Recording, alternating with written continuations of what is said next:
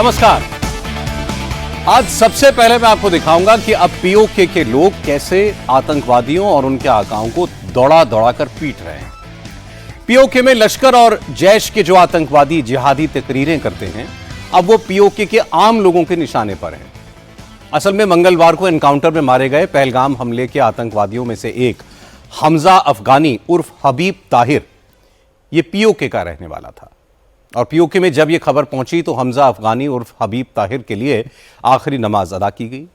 इसमें शामिल होने के लिए लश्कर के आतंकवादी भी आए और इन लोगों ने जैसे ही यहां जिहाद के नारे लगाए, लोग भड़क गए। आतंकवादियों से पूछा कि लश्कर के टॉप कमांडर्स के बच्चे तो दूसरे देशों में रहकर पढ़ाई कर रहे हैं और पीओके के नौजवानों को बंदूक थमाकर मरने के लिए भेजा जा रहा है, अब यह नहीं चलेगा। और इसके बाद लोगों ने लश्कर के आतंकवादियों को खूब दौड़ाया। लश्कर के कमांडर्स को वहां से जान बचाकर भागना पड़ा। पीओके में दहशतगर्दी के खिलाफ उठने वाली ये आवाजें हाफिज सईद, मौलाना मसूद अजहर और पाकिस्तानी फौज के लिए खतरे की घंटी हैं। इसकी गूंज इस्लामाबाद तक सुनाई दे रही है। यह बदलाव क्यों आया, पीओके में लश्कर के टेररिस्ट नौजवानों को कैसे बहकाकर मौत के मुंह में धकेलते हैं, इसकी पूरी डिटेल मैं आपको दूंगा। पीओके में पहलगाम हमले के मुजरिम हमजा अफगानी का जनाजा आयोजित किया गया था। हमजा अफगानी उर्फ हबीब ताहिर 28 जुलाई को श्रीनगर के पास दातीगाम के जंगलों में मारा गया। वो पीओके के कुइयां गांव का रहने वाला था। चूंकि हमजा अफगानी को दातीगाम में जहां मारा गया उसे वहीं पर दफन कर दिया गया, इसलिए पीओके के कुइयां गांव में हमजा अफगानी की लाश के बगैर ही उसके लिए नमाज पढ़ी गई। इसमें गांव और आसपास के गांव से बड़ी तादाद में लोग शामिल हुए। लश्कर तैयबा का आतंकवादी रिजवान हनीफ भी अपने हथियारबंद साथियों के साथ यहां पहुंचा, लेकिन रिजवान और दूसरे आतंकवादियों को देखकर गांव के लोग भड़क गए। जब भी कोई आतंकवादी मारा जाता है तो लश्कर और जमात-उद-दावा के दहशतगर्द उसके परिवार वालों से हमदर्दी जताने के लिए जाते हैं, उन्हें कुछ पैसे देते हैं। लेकिन जब लश्कर के टेररिस्ट रिजवान और उसके साथी हमजा अफगानी के परिवार वालों की मिजाज पुरसी करने के लिए ये लोग पहुंचे तो लोगों ने लश्कर के आतंकवादियों को दौड़ा दौड़ा कर पीटा। पीओके के लोगों ने लश्कर और जमात-उद-दावा के दहशतगर्दों को इलाके में आइंदा न घुसने का फरमान भी सुना दिया। पीओके के लोगों ने लश्कर तैयबा और जमात-उद-दावा के आतंकियों के खिलाफ नारे लगाए। लश्कर के लोकल कमांडर रिजवान हनीफ पर इल्जाम लगाया कि वो नौजवान लड़कों को मौत के मुंह में धकेलता है। नाराज गांव वालों को रिजवान हनीफ और उसके हथियारबंद आतंकियों ने बंदूकें दिखाकर डराने की कोशिश की, मुंह बंद रखने को कहा। इससे गांव वाले और भड़क गए और इसके बाद इन्होंने रिजवान और उसके साथियों की पिटाई कर दी। फिर रिजवान हनीफ और उसके साथियों ने वहां से भागने में ही अपनी भलाई समझी। आमतौर पर पाकिस्तान की फौज पीओके के इस किस्म की वीडियोस को दबा देती है, लेकिन पीओके के एक जर्नलिस्ट लियाकत अली उर्फ लियाकत इंकलाब ने सोशल मीडिया पर पूरा किस्सा बयां कर दिया, इसलिए यह मामला दुनिया के सामने आ पाया।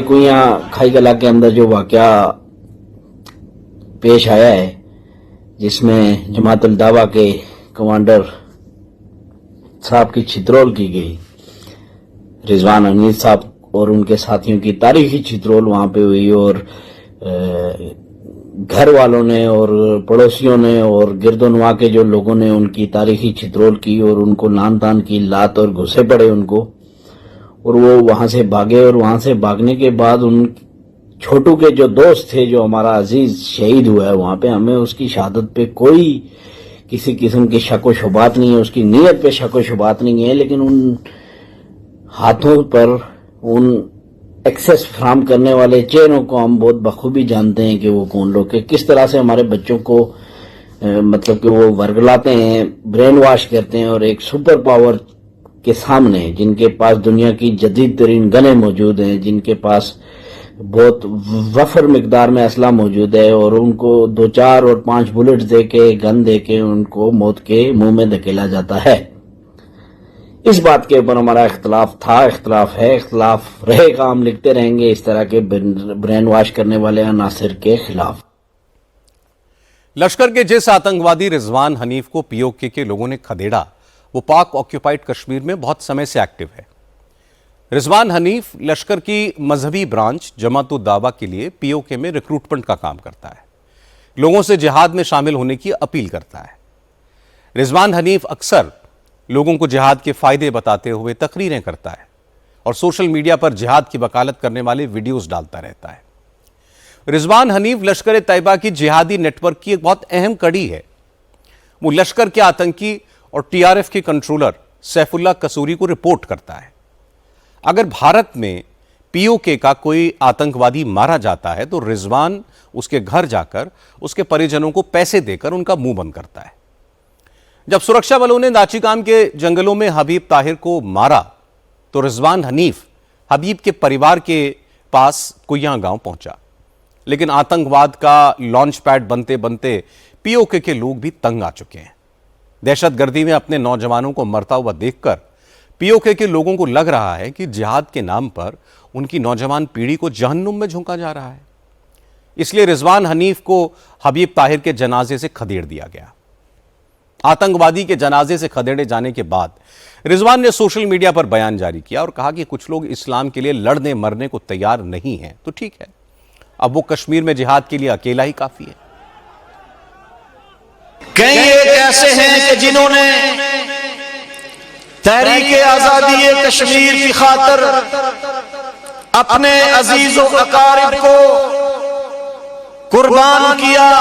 कई ऐसे हैं जिन्होंने बजाते खुद मैदान कारजार के अंदर एक लंबा अरसा काम किया, और कितने ही ऐसे हैं जिन्होंने दावत के मैदान में कारहाय नमाया सरंजाम दिए।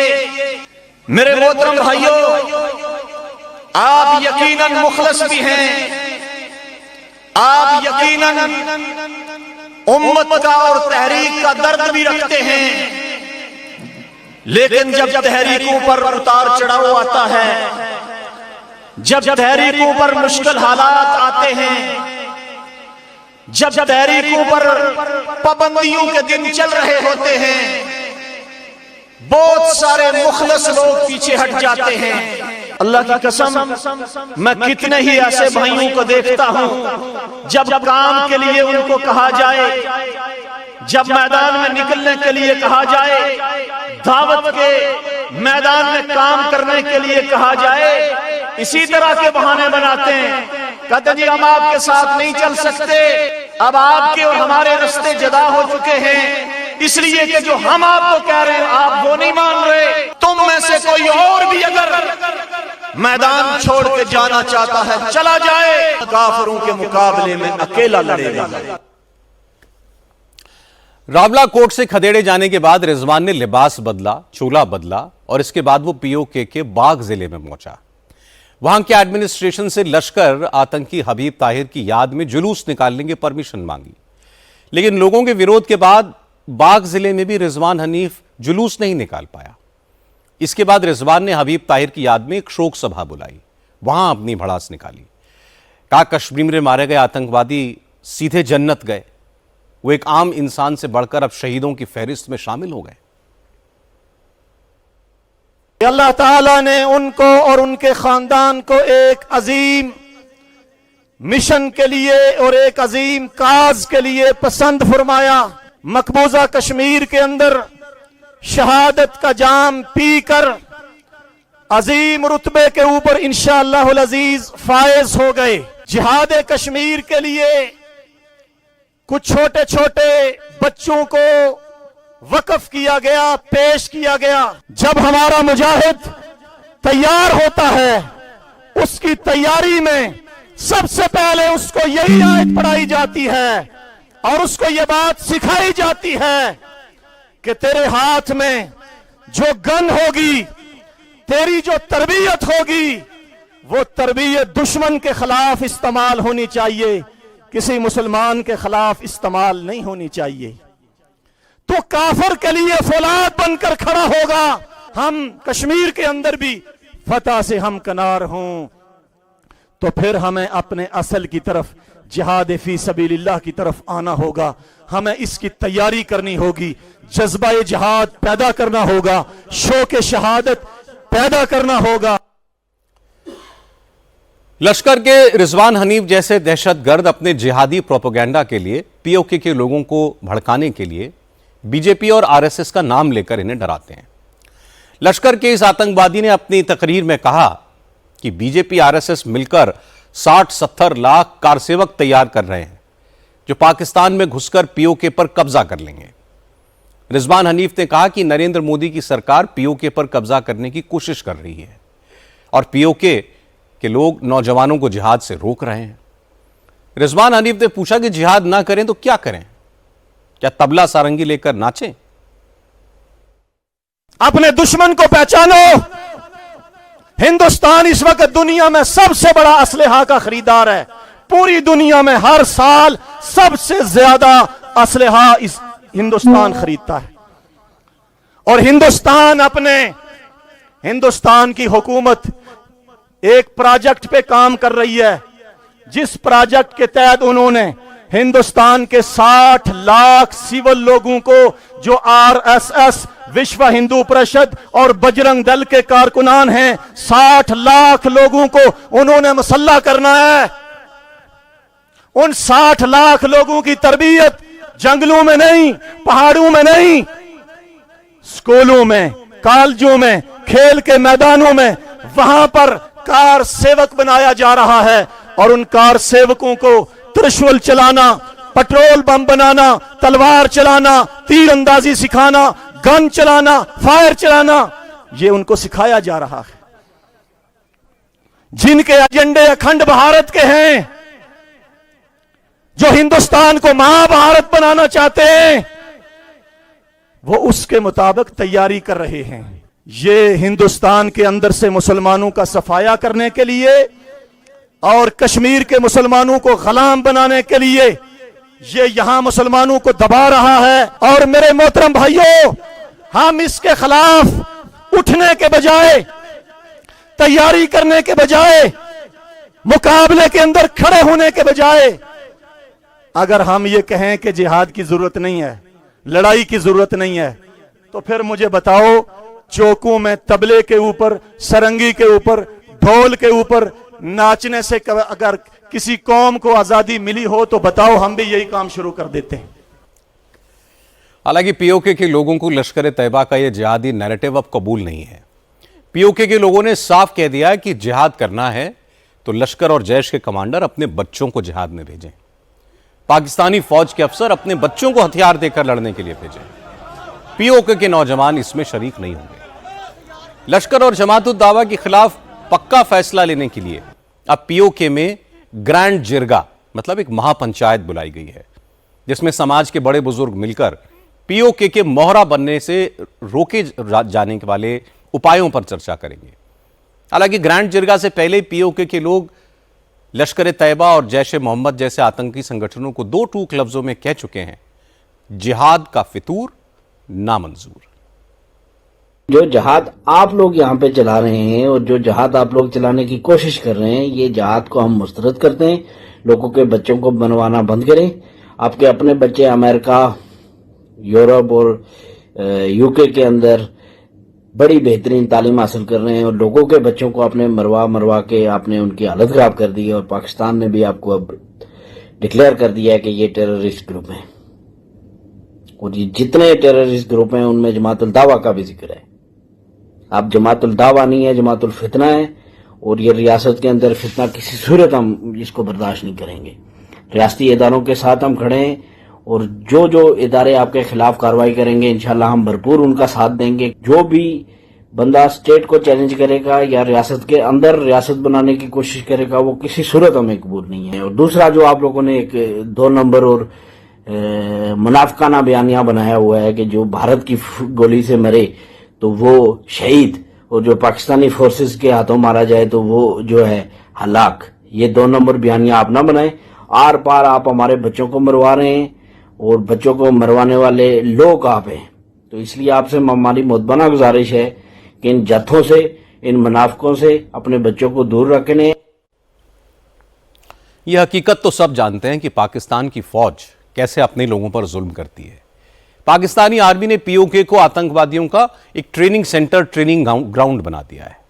लश्कर तैयबा, जैश मोहम्मद, इनके सरगना पीओके के नौजवानों को बहकाकर इनके हाथों में बंदूक देते हैं और मरने के लिए कश्मीर भेजते हैं।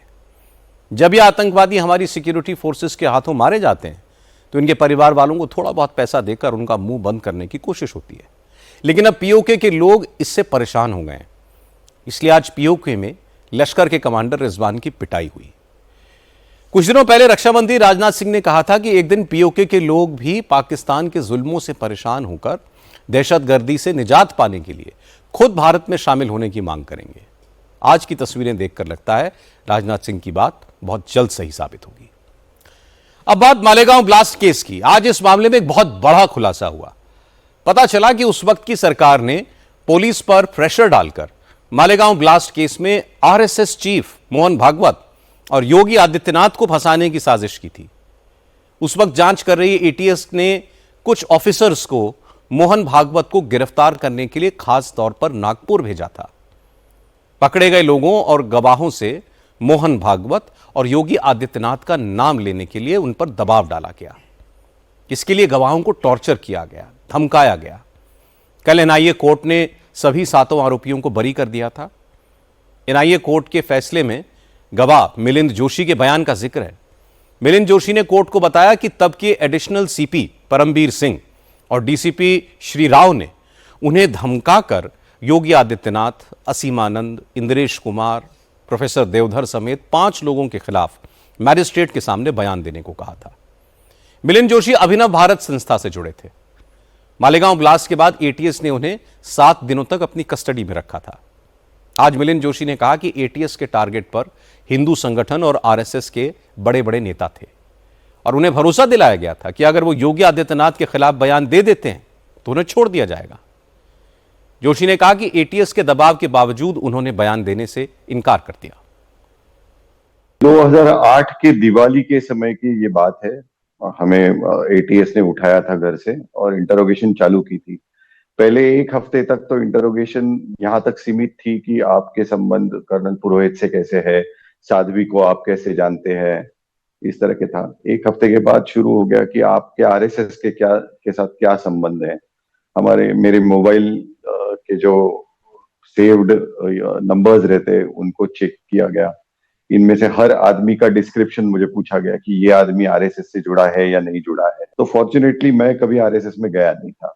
फिर 10-15 दिन के बाद दबाव ये बढ़ने लग गया कि 5 नाम दिए गए कि ये नाम जो है, ये नाम आपको लेने पड़ेंगे, मैजिस्ट्रेट के सामने बोलने पड़ेंगे या फिर बयान पे लिख के देने पड़ेंगे। उनमें से प्रोमिनेंट नाम था योगी आदित्यनाथ जी का, जो अभी प्रोमिनेंट हुआ है। उस वक्त वो प्रोमिनेंट नाम नहीं था। फिर आसीमानंद जी का था और 3 और लोग थे। उसमें से एक वो स्केच वाला आदमी था जिसे काका जी कहते थे। वो कहानी ये बताते थे हमको कि आप ऐसे बताओ कि फलाना फलाना शहर में आप गए थे, वहां पे मीटिंग हुई थी अभिनव भारत की, वहां पे ये आए हुए थे, उन्होंने बोला हाँ ये ऐसे ही रिटेलिएट करना चाहिए हिंदुओं ने, उन्होंने प्रोत्साहन दिया। ऐसा बयान वो लिखवा के लेना चाहते थे या बुलवा के लेना चाहते थे। लेकिन मेरे ऊपर दबाव डाला गया था कि तुम्हारे परिवार को हानि पहुंचाएंगे। एक बात उस वक्त पे जो समझ में आ रही थी इंटरोगेशन के दरमियान के हम एक सिर्फ अभिनव भारत एक सिर्फ माध्यम है और उनका असल में टारगेट राष्ट्रीय स्वयंसेवक संघ था और उनके कुछ चुनिंदा लोग थे। वो लिंक वो एस्टेब्लिश नहीं कर पाए। लेकिन बाद में कुछ दिनों के बाद स्वामी असीमानंद जी को झूठे केस में उन्होंने फंसाया था, ये तो सबको मालूम है। अल्टीमेट टारगेट आरएसएस और हिंदुत्ववादी संगठन ही थे। मिलिंद जोशी के अलावा महाराष्ट्र पुलिस के रिटायर्ड इंस्पेक्टर महबूब मुजावर ने भी इस बात को कंफर्म किया कि उस वक्त एटीएस के अफसर आरएसएस और दूसरे हिंदू संगठनों के नेताओं को मालेगांव ब्लास्ट केस में फंसाना चाहते थे। मुजावर मालेगांव केस की तहकीकात में शामिल थे और उन्हें खास तौर पर इस केस की जांच के लिए एटीएस में डेप्यूटेशन पर लाया गया था। मुजावर को इस केस में फरार आरोपी रामजी कालसंगरा और संदीप डांगे को पकड़ने की जिम्मेदारी दी गई थी। मुजावर ने अब बताया कि तब उनके boss IPS officer Parambir Singh, उस वक्त अफसरों ने नागपुर जाने का उनको आदेश दिया। अपनी मर्जी से 10 लोगों की टीम चुनने का भी अधिकार दिया। सर्विस सीक्रेट फंड से उन्हें पैसे दिए गए, सर्विस रिवॉल्वर इशू की गई और रवानगी का वारंट दिया गया। मुजावर ने कहा कि इन 2 आरोपियों की तलाश में वो कई शहरों में गए, लेकिन एक दिन उन्हें एक सीनियर अफसर ने आदेश दिया कि वो नागपुर जाकर आरएसएस चीफ मोहन भागवत को कस्टडी में लें। मुजावर ने बताया कि उस वक्त अखबारों में भगवा आतंकवाद को लेकर बहुत सारी खबरें आ रही थीं और भागवत को हिरासत में लेने का आदेश भी इसीलिए दिया गया। मुजावर ने बताया कि बिना किसी सबूत के मोहन भागवत जैसे शख्स को पकड़ना उनकी अंतरात्मा ने गवारा नहीं किया, इसलिए उन्होंने इस काम के लिए रिफ्यूज कर दिया, मना कर दिया। मुजावर ने कहा कि इसके बाद उन्हें झूठे केस में फंसाकर जेल डाल दिया गया, उनका करियर खराब कर दिया गया। वो 7 साल कोर्ट में लड़े, कोर्ट के सामने सारे सबूत रखे और कोर्ट ने उन्हें सारे आरोपों से बरी कर दिया। मुजावर ने बताया कि मालेगांव ब्लास्ट केस में भी उन्होंने गवाही दी और कोर्ट ने उनके बयानों पर यकीन किया। आज मुजावर ने कहा कि भगवा आतंकवाद जैसा कुछ नहीं था, सब कुछ झूठ था और कोर्ट के फैसले ने इस पर अब मुहर भी लगा दी है। जो फरारी आरोपी थे, अब्सकॉन्डिंग आरोपी थे, उनका तपास मेरे तरफ था। उसके अलावा आदरणीय मोहन भागवत जी, इनको भी लाने का मेरे को आदेश था। मेरे जो इंचार्ज थे मोहन भागवत के बारे में या मेरे तपास के बारे में, वो परमवीर सिंह और उससे भी हायर अथॉरिटी जो थे, उनका आदेश था। ये तपास करते वक्त उन्होंने जो आदेश दिया था मोहन भागवत जी के बारे में, वरिष्ठ अधिकारी थे वो, उनका कहना ऐसा था कि पहले जाके मोहन भागवत को मिलके क्या तो उनका डिस्कशन हुआ है, अब तुम जाके उनको उठा के लाओ, ऐसा आदेश था। वो भयानक झूठे जो तब उस एक कंसेप्ट निकल के आया था तब, भगवा आतंकवाद के नाम पे ये तपास चल रहा था। तपास जो करना चाहिए वो नहीं हुआ। भगवा आतंकवाद, हिरवा आतंकवाद, ये था, ये गलत था, झूठ था। और इतने बड़े आदमी को लाने के लिए मेरे पे जवाबदारी डाले थे, तो मेरे झूठ करने की मेरी कैपेसिटी नहीं है। मेरे को धाड़सी बोल के लिए थे उन्होंने, धाड़स से काम करेंगे, ये बहुत टेरर है, अमुक है, ऐसे करे थे। तो मैंने जाके नागपुर में बहुत दिन तक रुका मैं। अच्छा, मगर वो काम नहीं किया। अगर मैं लाता तो आज मेरी हालत क्या होती थी। मैं ये काम नहीं किया, इसकी वजह से मेरे पे झूठा गुना दाखिल हो गया है और उसके अंदर मेरे को अरेस्ट किया गया। फिर मैं जितने मेरे पास एविडेंस थे, ये एटीएस के बारे में, मोहन भागवत जी के बारे में, या रामविकल संग्रह, संदीप डांगे के बारे में, मैंने वो पूरे डॉक्यूमेंट और मेरा जो कहना है, मेरा एफिडेविट है, वो मैंने यहाँ के कोर्ट में पेश किया। मैं निर्दोष छूटा उसमें से। यह बात सामने आने के बाद मुख्यमंत्री देवेंद्र फडणवीस ने कहा कि हिंदुओं को बदनाम करने के लिए कांग्रेस ने जिस किस्म की साजिश की, जैसे झूठे सबूत जुटाए, बेगुनाह लोगों को सालों तक जेल में रखा, यह सारा सच अब सामने आ गया है। फडणवीस ने कहा कि जब पूरी दुनिया में इस्लामिक आतंकवाद की चर्चा हो रही थी, तब मुसलमानों को खुश करने के लिए कांग्रेस ने भगवा आतंकवाद की थ्योरी गढ़ी। हिंदूवादी संगठनों और आरएसएस को फंसाने की कांग्रेस ने कोशिश तो बहुत की, लेकिन कोई सबूत ही नहीं था। फडणवीस ने कहा कि अभी तो यह शुरुआत हुई है, अभी बहुत से लोग सामने आएंगे और कांग्रेस का असल चेहरा दुनिया को दिखाएंगे। ये जो 2008 का षड्यंत्र है, ये सभी के सामने अब खुल चुका है। और उस समय की जो सरकार है, इस सरकार ने वोट की राजनीति के लिए हिंदू टेरर और भगवा आतंकवाद ये शब्द तैयार किए थे। हिंदू आतंकवाद की पूरी थियरी तैयार की गई, लोगों को अरेस्ट किया गया और हिंदुत्ववादी और राष्ट्रीय स्वयंसेवक संघ के अधिकारी पदाधिकारी, इनको टारगेट करने का ये षड्यंत्र था।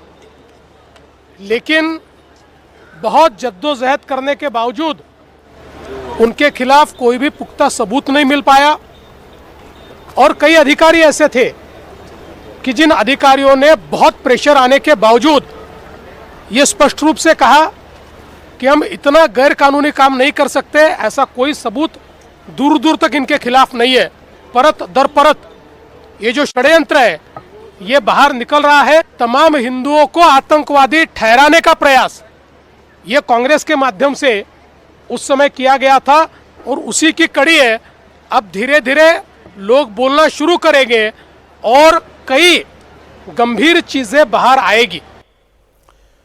हालांकि कांग्रेस के नेता अब इंस्पेक्टर महबूब मुजावर के बयानों की जांच कराने की मांग कर रहे हैं। महाराष्ट्र के पूर्व मुख्यमंत्री पृथ्वीराज चव्हाण ने कहा कि बातें करने की बजाय फडणवीस को पुलिस इंस्पेक्टर के बयान के आधार पर जांच करनी चाहिए। महबूब मुजावर से पूछना चाहिए कि वो इतने दिनों तक चुप क्यों था। पृथ्वीराज चव्हाण ने कहा कि बीजेपी इस केस को राजनीतिक रंग देकर लोगों का ध्यान असल मुद्दों से हटाना चाहती है। ये पुरानी बात है, बहुत पहले से ये अफवाह चली है कि कोई इसका सबूत हो। मेरी गुजारिश है सरकार से कि अगर आपको कोई ठोस जानकारी है तो उस जो हवलदार जो है उससे अरेस्ट कीजिए, या कोई जो आदमी था या उसने किसी और का नाम लिया उसको पूछताछ कीजिए। ऐसी अफवाह तो बहुत पहले से चल रही है, इसको अरेस्ट करने की, उसको अरेस्ट करने की। जब मालेगांव की घटना में घटी थी तब मैं नहीं था, बाद में आया, मैं 2011 में आया। जिसने आरोप किया उससे पूछिए ना, पूछताछ करिए, उससे से पूछेगा तो पता चलेगा ना कौन सीनियर अथॉरिटी है और कब की बात है। ये इतने दिन क्या करिए, पहले भी कई बार आरोप लग चुके हैं, ये पहली बार तो नहीं है। आप सिर्फ ध्यान बटाने की कोशिश करें कि ऑपरेशन सिंदूर में जो पिटाई हुई है, जो प्रेसिडेंट ट्रंप ने जो भारत के व्यापार की धज्जियां उड़ा दी है, जो प्रेसिडेंट ट्रंप 30 बार कह रहे कि मैंने सीज फायर कराया है, उसके ध्यान बटाने के लिए आप ये सब चीजें उठा रहे हैं। कांग्रेस पूछ रही है महबूब मुजावर अब तक क्यों चुप था, फैसला आने के बाद क्यों बोले। इसका जवाब भी महबूब मुजावर नहीं दिया। उन्होंने कहा कि यह बात वो पहली बार नहीं कह रहे हैं, उन्होंने अदालत को पहले ये सब कुछ जानकारी दी थी। मुजावर की यह बात सही भी है क्योंकि एनआईए कोर्ट के कल के फैसले में उनके बयान का जिक्र है। जो बात वो आज कैमरे पर कह रहे हैं वो अदालत के सामने भी कह चुके हैं। महबूब मुजावर ने आज कहा कि वो अब तक इसलिए चुप थे क्योंकि मामला सब जुडिस था। अब कोर्ट का फैसला आ गया है, इसलिए वो अपनी बात कहने के लिए आजाद हैं। अभी इसलिए बोल रहा हूं कि कल निर्दोष छुट्टी केस, और मैं ये जो बात कर रहा हूं ये कोर्ट के सामने पेश किया हूं मैंने, तुम्हारे सामने अभी पहली बार नहीं है। ये कोर्ट के सामने मैंने पेश किया है। कोर्ट के सामने मैं एफिडेविट दिया हूं, 10-15 साल पहले की बात है, एग्जैक्ट तारीख अभी मैं नहीं बोल सकता। कोर्ट के सामने मैं ये दाखिल किया हूं और उसके वजह से ये बात अभी उपस्थित हुई। आज मैं वो निकाल लाया और आज मैं बात कर रहा हूं, ऐसा नहीं है वो। अब क्योंकि कोर्ट का फैसला आ गया है, इस मामले की जांच करने वाले इंस्पेक्टर महबूब मुजावर साजिश की बात असलियत खुलकर बता रहे हैं। इसलिए आज बीजेपी के सांसद संबित पात्रा ने कहा कि अब तो यह साफ है कि कांग्रेस आरएसएस और हिंदुत्ववादी लीडर्स को टारगेट कर रही थी। भगवा आतंकवाद कहकर कांग्रेस आरएसएस को बदनाम करना चाहती थी, लेकिन भागवत और योगी जैसे नेताओं को फंसाने का आदेश कोई ऑफिसर नहीं दे रहा था। यह आदेश सीधे गांधी परिवार से आ रहे थे। उस समय की कांग्रेस सरकार की विंडिक्टिव एटीट्यूड को देखिए। जबरन किस प्रकार से भारतीय जनता पार्टी और जो लोग हिंदू धर्म को मानते हैं और संघ के उच्चस्थ स्थान पर, उच्च पदवी पर जो लोग आसीन हैं, किस प्रकार से उनको अपमानित किया जाए, उनको गिरफ्तार किया जाए, उनसे बदला लिया जाए। इस प्रकार के विंडिक्टिव एटीट्यूड के साथ उस समय की कांग्रेस पार्टी काम कर रही थी और यह सब कुछ गांधी परिवार के कहने पर हो रहा था। एनआईए कोर्ट के फैसले के बाद, गवाहों के बयानों के बाद यह तो साफ है कि उस वक्त की कांग्रेस सरकार का इरादा मालेगांव ब्लास्ट के असली अपराधियों को पकड़ने का था ही नहीं।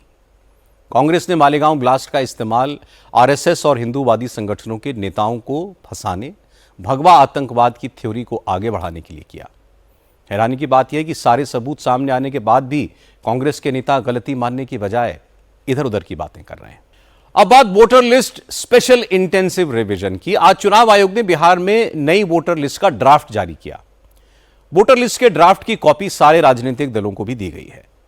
इलेक्शन कमीशन के मुताबिक 24 जून 2025 तक बिहार में कुल 7,89,69,844 वोटर्स थे।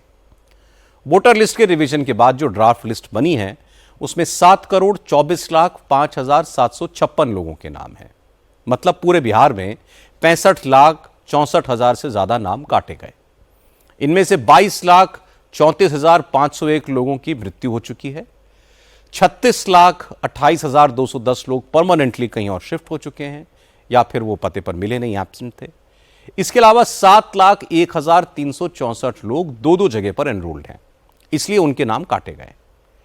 वोटर लिस्ट से सबसे ज्यादा वोटर्स के नाम राजधानी पटना में कटे।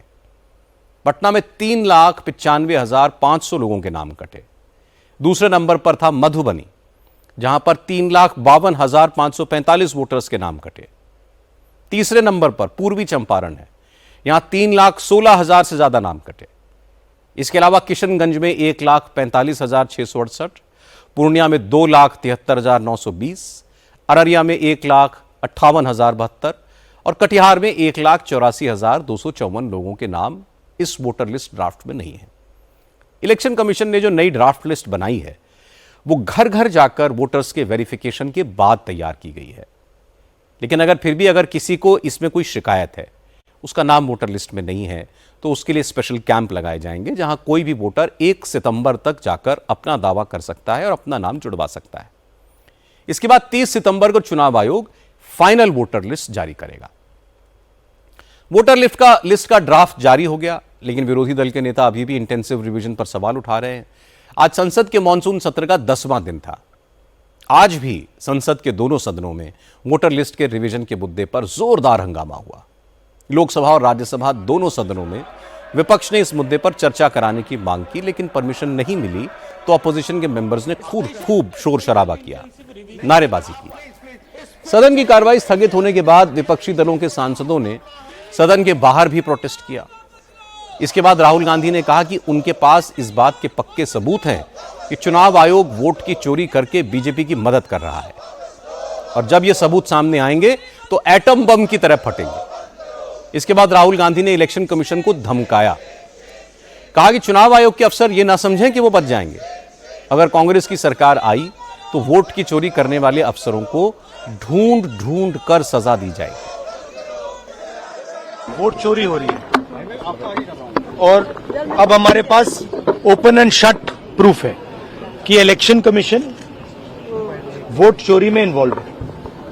और मैं लाइटली नहीं बोल रहा हूं, मैं 100% प्रूफ के साथ बोल रहा हूं, ठीक है। और आप सबको पता लग जाएगा, जैसे ही हमने ये रिलीज किया पूरे देश को पता लग जाएगा कि इलेक्शन कमीशन वोटर चोरी करा रहा है। इसके लिए करा रहा है, किसके लिए करा रहा है? बीजेपी के लिए करा रहा है। ओपन एंड शट है, नो क्वेश्चन। हमें मध्य प्रदेश में सस्पिशन था, लोकसभा में सस्पिशन था, महाराष्ट्र में वो थोड़ा आगे गया, स्टेट लेवल पे हमें लगा कि यहां पे चोरी हुई है। वोटर एडिशन हुआ था, 1 करोड़ वोटर्स ऐड हुए थे। फिर हम थोड़ा डिटेल में गए, हमने कहा देखो अब इलेक्शन कमीशन तो मदद नहीं कर रहा है, तो थोड़ी ग्रैन्युलैरिटी में जाना है, गहराई में जाना है। तो हमने अपना ही इन्वेस्टिगेशन करवाया, उसमें 6 महीने लगे और जो हमें मिला है वो एटम बॉम्ब है। मतलब एटम बॉम्ब है, फटेगा तो आप इलेक्शन कमीशन आपको दिखेगा नहीं हिंदुस्तान में। और मैं ये बड़ी सीरियसली बोल रहा हूं, जो भी ये काम कर रहे हैं, ठीक है, इलेक्शन कमीशन में जो भी ये काम कर रहे हैं, right from the top to the bottom, आप एक बात याद रखिए, आपको हम छोड़ेंगे नहीं। कुछ भी हो जाए हम छोड़ेंगे नहीं आपको, क्योंकि आप हिंदुस्तान के खिलाफ काम कर रहे हो। ये ट्रीजन है और कम, इससे कम नहीं है। तो आप याद रखिए, आप कहीं भी हो, रिटायर्ड हो, कुछ भी हो, ठीक है, हम आपको ढूंढ के निकालेंगे। राहुल गांधी ने सीधे इलेक्शन कमीशन को धमकी दी। तो पार्लियामेंट्री अफेयर्स मिनिस्टर किरण रिजिजू ने कहा कि राहुल गांधी को संवैधानिक संस्थाओं के खिलाफ अपमानजनक कमेंट करने की आदत हो गई है। राहुल गांधी की यह आदत लोकतंत्र के लिए खतरनाक है। देखो, राहुल गांधी ने बार बार संवैधानिक संस्थाओं को धमकी दिया है, ये पहली बार नहीं है। ये लोकतंत्र को कमजोर करने के लिए जो षड्यंत्र रचा रहे हैं, उसमें बहुत बड़ा मुझे ये खेल दिखाई देता है, बार बार संवैधानिक संस्था को अटैक करना। जुडिशरी में जब उनके पक्ष में निर्णय नहीं होता है तो खुलेआम वो कहते हैं कि वो सुप्रीम कोर्ट को विश्वास करना छोड़ दिया बोलता है। अब जब इसका पक्ष में निर्णय नहीं आता है चुनाव, फिर बोलता है कि इलेक्शन कमीशन जो है चोरी करता है। इस तरह का ये तो सिर्फ बचपना ही नहीं, ये तो बहुत खतरनाक है। संवैधानिक संस्था को डिस्क्रेडिट करने के लिए मैलिशियस कैंपेन जो चला रहा है, ये भारत के लोकतंत्र पर हमला है।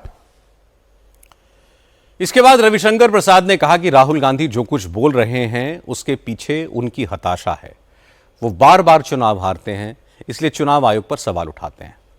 रविशंकर प्रसाद ने कहा कि वोटर लिस्ट का रिवीजन सिर्फ फर्जी वोटर्स का नाम वोटर लिस्ट से हटाने के लिए किया जा रहा है, लेकिन जिस तरह राहुल गांधी इसका विरोध कर रहे हैं उससे लगता है कि राहुल गांधी फर्जी वोटर्स के बल पर चुनाव जीतना चाहते हैं। गांधी की सारी खुंदक इसीलिए है उनको वोट नहीं मिलता, तो हम क्या करें? देश हार गए तीसरी बार, हरियाणा हार गए, महाराष्ट्र हार गए, दिल्ली हार गए, अब बिहार भी हारेंगे, बंगाल भी हारेंगे, तो इसका हम क्या करें? राहुल गांधी कांग्रेस पार्टी, पहले अपने अंदर देखो कि जनता आपको वोट क्यों नहीं देती है, ये समझना पड़ेगा। जहां तक सवाल है SIR का, 99.9% लोगों ने भरा है बिहार में फॉर्म। उसमें क्या निकला है? 20 लाख से अधिक लोग मरे हुए हैं, 30 लाख लोग एक स्थान से दूसरे स्थान पर चले गए हैं। तो क्या कानून तो यही ना है कि जो वोटर होगा वही वोट देगा, जो उस क्षेत्र में रहता है वही वोट देगा, जो एक स्थान से 2 स्थान पर वोटर है तो उसका कटेगा। तो ये कार्रवाई हो रही है तो आपको परेशानी क्यों हो रही है? क्या इसी तरह के जाली मतदाताओं के आधार पर जीतना चाहते हैं ये लोग? तो कभी नहीं होगा, ये स्पष्ट जाने राहुल गांधी। आप जितना प्रूफ लाएं, जो बेबुनियाद प्रूफ होगा, अरे कभी तो सीधी बात करो राहुल गांधी। हालांकि वोटर लिस्ट के रिवीजन के खिलाफ पूरा विपक्ष लामबंद है। खास तौर पर कांग्रेस और आरजेडी इसका विरोध कर रहे हैं, क्योंकि बिहार में इलेक्शन है और वोटर लिस्ट का रिवीजन बिहार में ही हो रहा है। आज आरजेडी के राज्यसभा सांसद मनोज झा ने कहा कि वोटर लिस्ट के रिवीजन के नाम पर लोगों से वोट का हक छीना जा रहा है और सरकार इस पर चर्चा भी नहीं कराना चाहती। जो सबसे गंभीर मुद्दा है पूरे देश के लिए, खास करके अभी बिहार के लिए, वो लोकतंत्र में स्पेशल इंटेंसिव रिवीजन जो है स्पेशल इंटेंसिव डिलीशन में तब्दील हो रहा है। माननीय सर्वोच्च न्यायालय के दिशा निर्देश के बावजूद जो जिन डॉक्यूमेंट्स का, आधार कार्ड का जिसका सैचुरेशन सबसे ज्यादा है, उसको अभी तक भी चुनाव आयोग मैं समझता हूं कि एकोमोडेट नहीं कर रहा है। उसकी वजह से प्रति विधानसभा क्षेत्र जितने लोगों के नाम डिलीट हो रहे हैं, ये लोकतंत्र के लिए खतरा है। पता नहीं चुनाव आयोग को किसकी स्क्रिप्ट पकड़ा दी गई है, क्योंकि ये इस तरह का चुनाव आयोग जिसमें बांग्लादेश के चुनाव आयोग की बू आती है, उनके मातहत कोई भी चुनाव मैं समझता हूं फ्री एंड फेयर होने की संभावना खत्म होती है। हालांकि आज चुनाव आयोग ने भी राहुल गांधी को जवाब दिया। आयोग की तरफ से कहा गया कि राहुल गांधी को चुनाव आयोग के साइट से एक बार बुलाया गया था, 2 बार चिट्ठी लिखकर बुलाया गया, लेकिन राहुल गांधी अपनी शिकायत का जवाब सुनने के लिए आए ही नहीं। चुनाव आयोग ने कहा कि राजनीतिक लोग चुनाव आयोग को लेकर बेकार के बयान देते हैं, आयोग इन सब पर ध्यान नहीं देता। चुनाव आयोग ने कहा कि उसने अपने ऑफिसर से भी कहा है कि इस तरह के बयानों पर ध्यान न देकर अपना काम पूरी ईमानदारी से करें। मनोज झा को जेडीयू के सांसद संजय झा ने जवाब दिया। संजय झा ने कहा कि स्पेशल इंटेंसिव रिवीजन कोई पहली बार नहीं हो रहा और वोटर लिस्ट का वेरिफिकेशन चुनाव आयोग का काम है, लेकिन कुछ लोग इसका विरोध इसलिए कर रहे हैं क्योंकि उन्हें चुनाव से पहले अपनी हार दिख रही है। मुझे एक बात बताइए, जो लोग प्रोटेस्ट कर रहे हैं यही लोग सुप्रीम कोर्ट गए हुए हैं। सुप्रीम कोर्ट में मैटर सब जुडिस है, यही लोग गए हुए हैं, मैटर सब जुडिस है। सुप्रीम कोर्ट ने कोई रोक नहीं लगाई है, तो किस बात का वेट करें सुप्रीम कोर्ट के जजमेंट का। लेकिन संविधान का बात करते हैं, संविधान ने किसको अधिकार दिया है चुनाव कराने का? कौन वोटर लिस्ट को रिवाइज करेगा? ये काम तो इलेक्शन कमीशन को ही करना है। तो इलेक्शन कमीशन बिहार में जो हाउस टू हाउस सर्वे किया है, स्पेशल इंटेंसिव जो रिवीजन कर रहा है, ये पहले भी हुआ है, 2003 में भी हुआ, और उस समय भी आपको 1 महीने का टाइम दिया गया था। तो वहाँ पर बिहार में जो भी निकाला गया है उसका तो डिटेल दे दिया, और ये भी बोला 1 महीने का टाइम है, आपको लगता है कुछ गलत हुआ है तो आप आकर के कागज दीजिए और उसको ठीक करा लीजिए अगर लगता है तो। लेकिन 20-22 लाख लोग मरे हुए लोगों से वोट करवाना है, इन लोग प्रोटेस्ट किस बात पे कर रहे हैं? क्योंकि उनको पता है कि बिहार का रिजल्ट क्या होने वाला है। इस मुद्दे पर महाराष्ट्र के मुख्यमंत्री देवेंद्र फडणवीस भी बोले। मैं आपको बता दूं कि इस बार आपकी अदालत में देवेंद्र फडणवीस रजत जी के मेहमान हैं। आपकी अदालत में रजत जी ने बिहार में हो रही इस वोट लिस्ट इंटेंसिव रिवीजन की एक्सरसाइज पर फडणवीस से सवाल किए। राहुल गांधी जो आरोप लगा रहे हैं उन पर सफाई मांगी। वोटर लिस्ट के रिवीजन पर देवेंद्र फडणवीस का पूरा जवाब तो आप सुन पाएंगे कल रात 10 बजे। फिलहाल मैं आपको इसका एक हिस्सा सुनाता हूं। अब तो वो ये कह रहे हैं कि महाराष्ट्र में वोट बढ़ाए थे, बिहार में ये वोट कम करके जीतेंगे। देखिए, मुझे यही लगता है कि किस प्रकार से इलेक्शन कमीशन की क्रेडिबिलिटी को समाप्त करना चाहते हैं। भारत के जो चुनाव होते हैं, हमारा इलेक्शन कमीशन दुनिया के लोगों को बुलाता है और दुनिया के लोग आकर भारत की इलेक्शन प्रोसेस को देखते हैं और आश्चर्यचकित होते हैं कि इतने बड़े भारत में इस प्रकार से फ्री एंड फेयर इलेक्शन कैसे होता है। अब हमारी लगातार मांग रही है, मैं महाराष्ट्र में मांग करता हूं हमेशा, मैं तो कोर्ट गया कि आप डी नोवो वोटर लिस्ट तैयार कीजिए, क्योंकि वोटर लिस्ट में इतने नाम डुप्लीकेट है। लोग यहां से छोड़कर वहां रहने चले गए, यहां भी नाम है वहां भी नाम है, तो ऐसी बहुत फुली हुई वोटर लिस्ट दिखती है और उससे वोटिंग परसेंटेज कम दिखता है। तो अब उस काम को इलेक्शन कमीशन ने शुरू किया। इलेक्शन कमीशन ने क्या कहा है, जिनका नाम वोटर लिस्ट में सिर्फ आइडेंटिफाई करके दीजिए। वो आइडेंटिफिकेशन चल रहा है, इसमें गलत क्या है?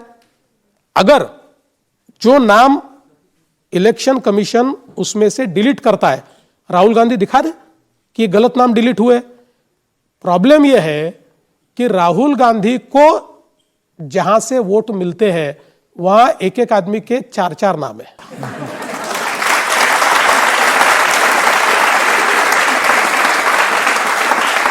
उनको तकलीफ यह है, राहुल गांधी को तकलीफ यह है, अब नाम कट जाएंगे तो एक ही वोट कर पाएंगे, यह तकलीफ है। देवेंद्र फडणवीस ने आपकी अदालत में एकनाथ शिंदे के साथ बीजेपी के रिश्तों पर, अजीत पवार और शरद पवार के साथ आने की संभावनाओं पर, महाराष्ट्र में बनते बिगड़ते राजनीतिक समीकरणों के अलावा अपनी पर्सनल लाइफ के बारे में बहुत सारी बातें की। महाराष्ट्र के मुख्यमंत्री देवेंद्र फडणवीस के साथ आपकी अदालत का स्पेशल शो आप देख पाएंगे कल रात 10 बजे। वेलकम देवेंद्र फडणवीस। आपके वाइफ ने एक इंटरव्यू में कहा है, पूरन पोली जब लोग ऑफर करते हैं वो आके मुझसे लड़ते हैं, तुम्हारी वजह से ही हो रहा है। किसी के यहाँ खाने पर गए तो वो वही देते हैं। मैंने कहा तेरे कारण सब लोग मुझे ये खिलाते हैं, तो इसलिए उस पर लड़ाई होती है मेरी। कभी आप भी सुनाते हैं कुछ उनको? देखिए, आप भी शादीशुदा है,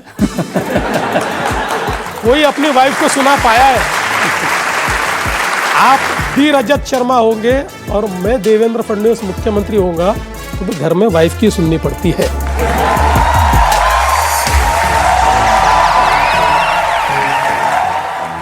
आपकी अदालत शनिवार रात 10 बजे।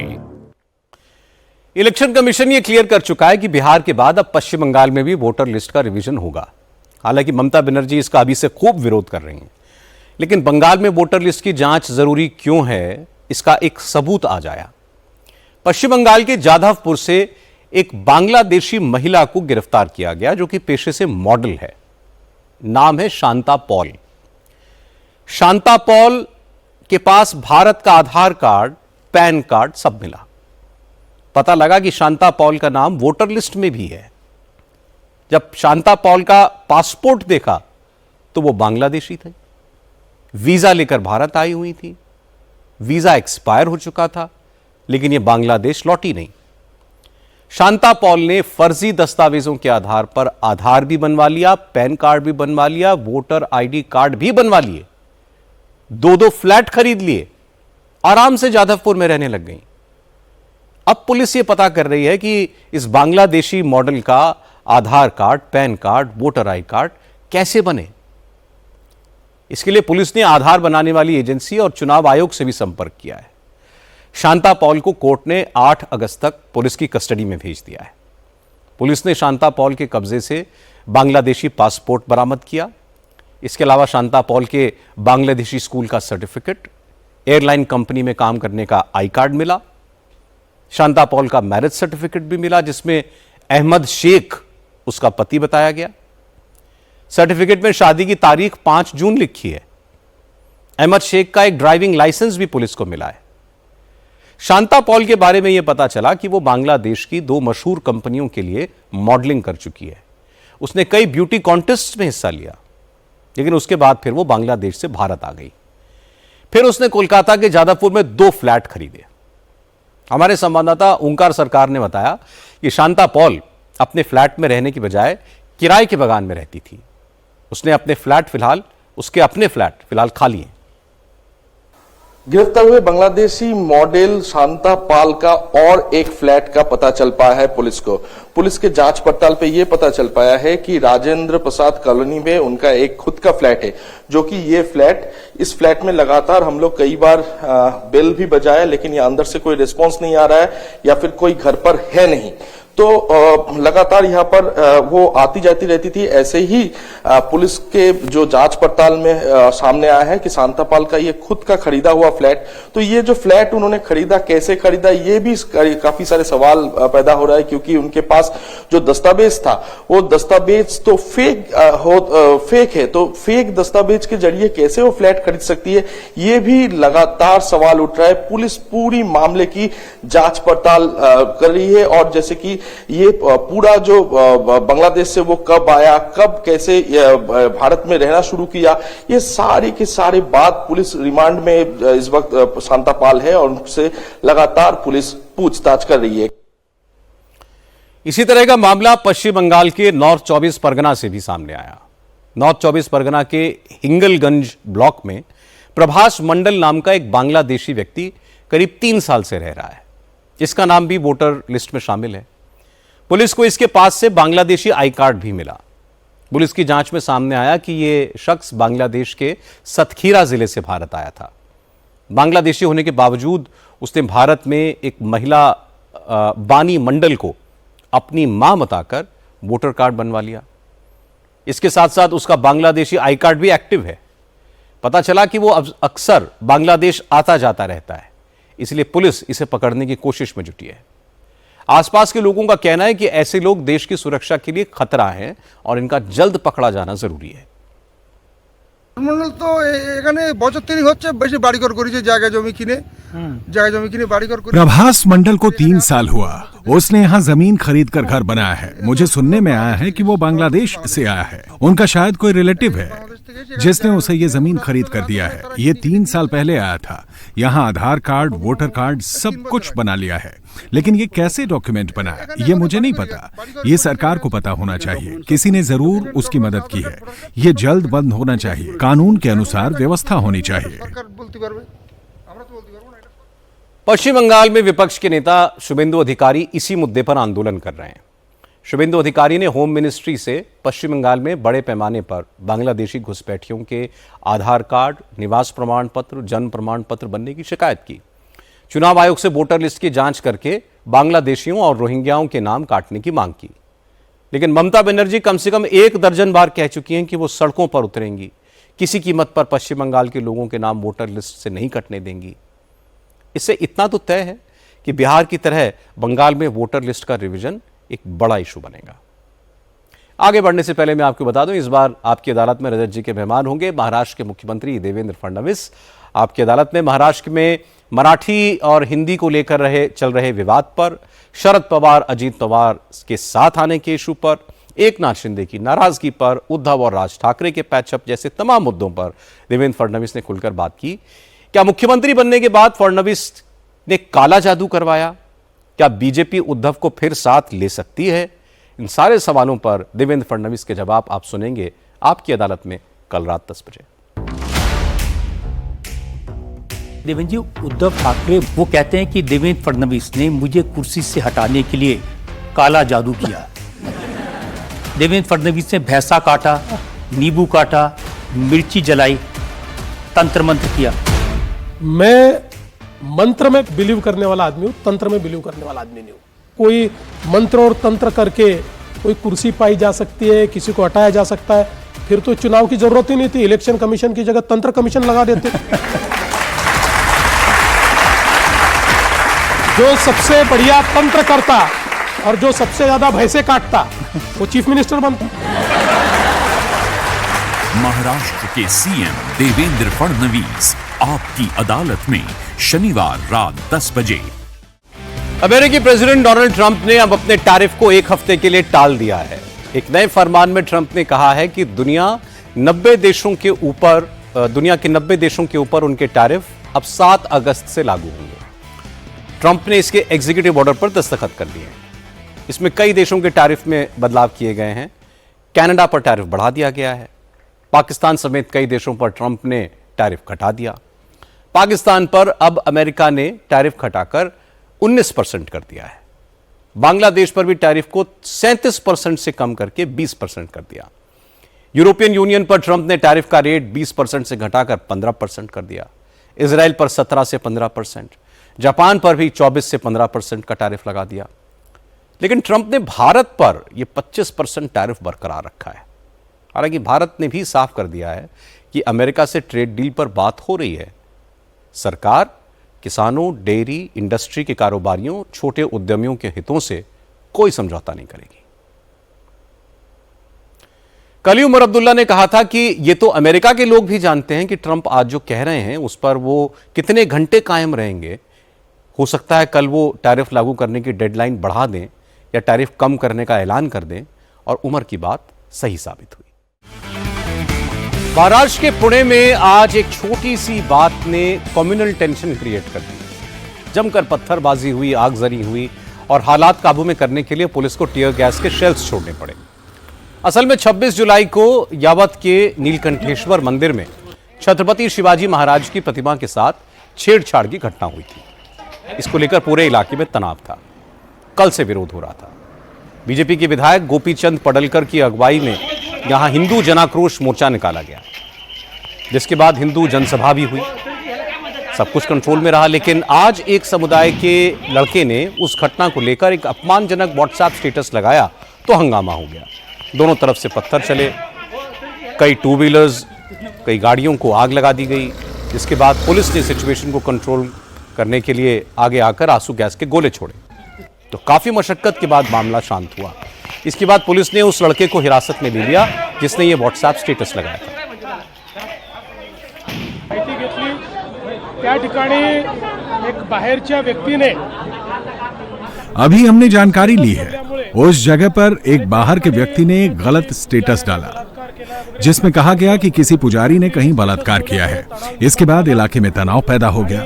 इसके बाद लोग सड़कों पर आ गए और कानून व्यवस्था को बनाए रखने के लिए लाठीचार्ज करना पड़ा। अभी स्थिति नियंत्रण में है और दोनों समाज के लोगों को एक जगह इकट्ठा करके उनसे बात की गई है और इस तनाव को खत्म करने की कोशिश चल रही है। लेकिन कुछ लोग जानबूझकर ऐसे स्टेटस रखकर तनाव पैदा करने की कोशिश करते हैं और ऐसी घटना करवाने की कोशिश करते हुए देखे गए हैं।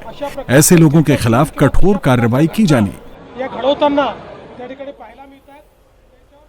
महाराष्ट्र में छोटी छोटी बात पर कम्युनल झगड़े क्यों हो रहे हैं? महाराष्ट्र में माहौल कौन खराब करना चाहता है? ऐसे शरारती तत्वों पर कैसे काबू पाया जाएगा? ऐसे सारे सवालों के जवाब देवेंद्र फडणवीस ने आपकी अदालत में दिए। रजा जी ने देवेंद्र फडणवीस से पूछा कि आजकल वो उद्धव ठाकरे से हंस कर बातें करते हैं, दुआ सलाम भी होने लगी है, तो इरादा क्या है? रजा जी ने पूछा कि आजकल एकनाथ शिंदे टांगा पलटने की बात क्यों करते हैं? क्या शरद पवार और अजीत पवार कभी साथ आएंगे? रजा जी के सवालों के देवेंद्र फडणवीस ने बहुत इंटरेस्टिंग जवाब दिए, कई खुलासे भी किए। देवेंद्र फडणवीस के साथ आपकी अदालत का एक खास शो आप जरूर देखिएगा कल रात 10 बजे। प्लीज वेलकम महाराष्ट्र के मुख्यमंत्री देवेंद्र फडणवीस।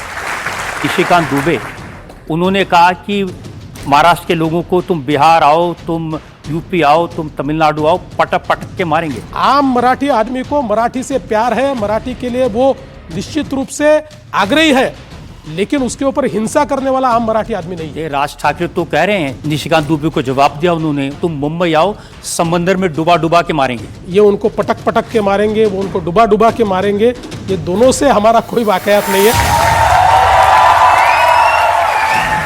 आपकी अदालत शनिवार रात 10 बजे।